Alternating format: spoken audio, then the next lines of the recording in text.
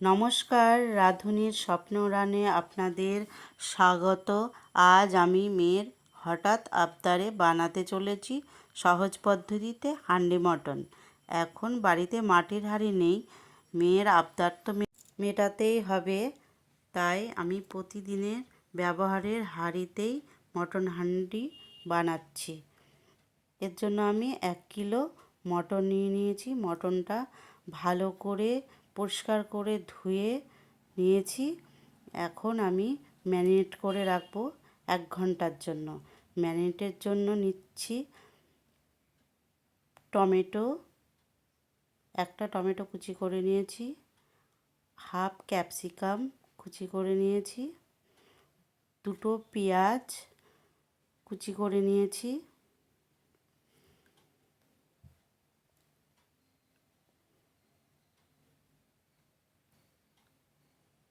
দুটো রসুন, এখানে আদা, কাঁচা লঙ্কা, রসুন একসঙ্গে আমি পেস্ট করে নিয়েছি।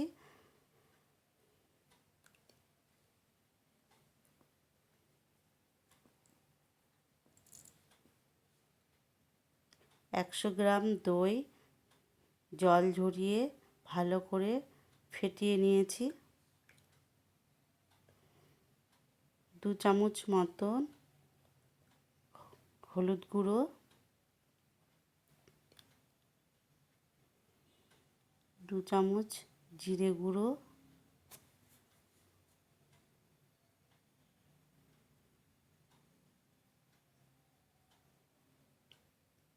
2 চামচ ধনে গুঁড়ো দিয়ে দিলাম।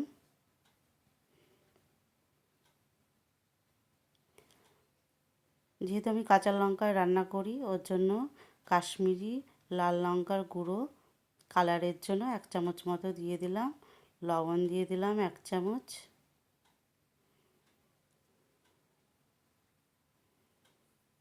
এক চামচ চিনি দিয়ে দিলাম। আপনারা এখানে স্বাদ মতন নিজেদের মতন দেবেন। 2 চামচ মতন সরষের তেল আর 1 চামচ মিট মশলা। খুব সুন্দর করে হাত দিয়ে ভালো করে মাখিয়ে নিতে হবে। মশলাটা যত সুন্দর মাংসের মধ্যে যাবে তত সুন্দর খেতে হবে। 1 ঘন্টার জন্য আমি ঢাকা দিয়ে রেখে দেব। একটা ভাজা মশলা বানিয়ে নেব।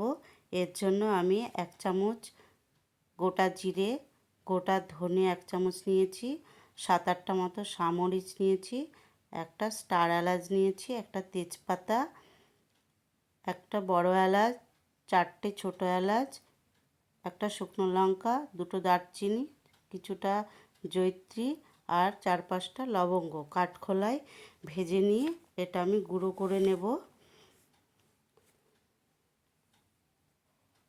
আমি মাংস রান্নার জন্য এই হাঁড়িটা নিয়েছি, একটু বড় সাইজ নিয়েছি যাতে নাড়তে চাড়তে আমার সুবিধা হয়। 1 কিলো মাংসের জন্য 100 গ্রাম সর্ষের তেল আর 1 চামচ মতো সুন্দর ফ্লেভারের জন্য ঘি দিয়ে দিলাম। তেল গরম হয়ে গেলে 4টে পেঁয়াজ আমি কুচি করে রেখেছি। পেঁয়াজটা হালকা করে নেড়ে নেব তেলে, ভাজলে হবে না, যেহেতু আমি মাটির হাঁড়িতে করছি না, লেগে যাওয়ার ভয় থাকে, তাই সামান্য একটু তেলে নেড়ে চেড়ে নেব। দিয়ে দিলাম 2টো তেজপাতা, কিছুক্ষণ নেড়ে চেড়ে নেব।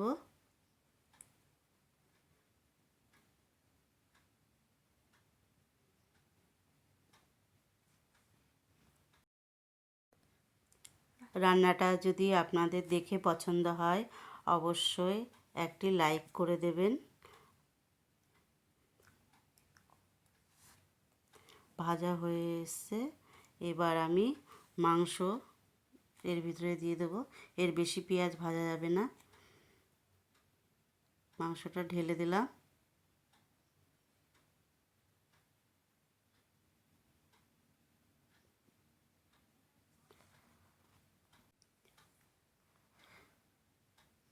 15 মিনিট মতন খুব সুন্দর করে নেড়ে চেড়ে মশলাটা কষিয়ে নেব, যাতে কাঁচা গন্ধ না থাকে মশলার।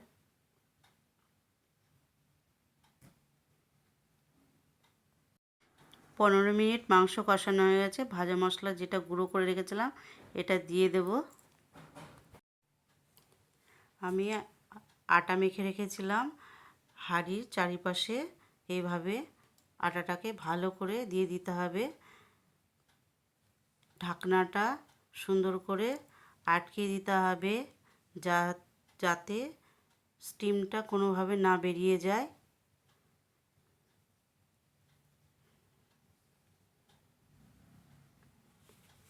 আমি 20 থেকে 25 মিনিট স্টিমে রাখবো, মিডিয়াম টু লো আছে।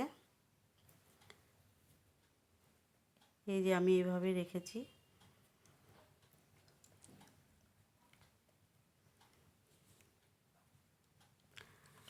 আপনারা বাড়িতে এইভাবে ট্রাই করে দেখবেন আর কমেন্টে অবশ্যই জানাবেন কেমন হয়েছে।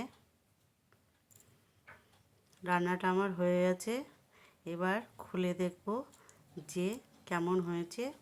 10 মিনিট আমি স্ট্যান্ডিং টাইম রেখে দিয়েছিলাম।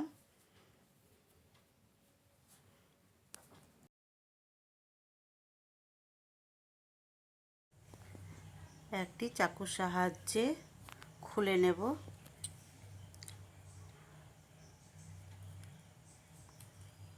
খুব গরম।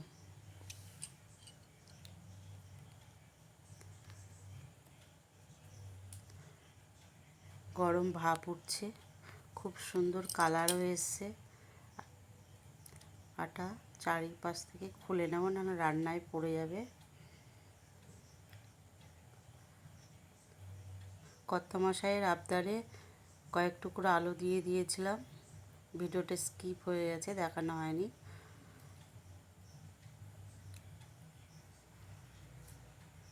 মাংসগুলো খুব সুন্দর সিদ্ধ হয়েছে। অনেকে হয়তো আপনারা ভাববেন আমি অনেক তেল দিয়েছি, কিন্তু এটা তেল নয়, রোগান জুস।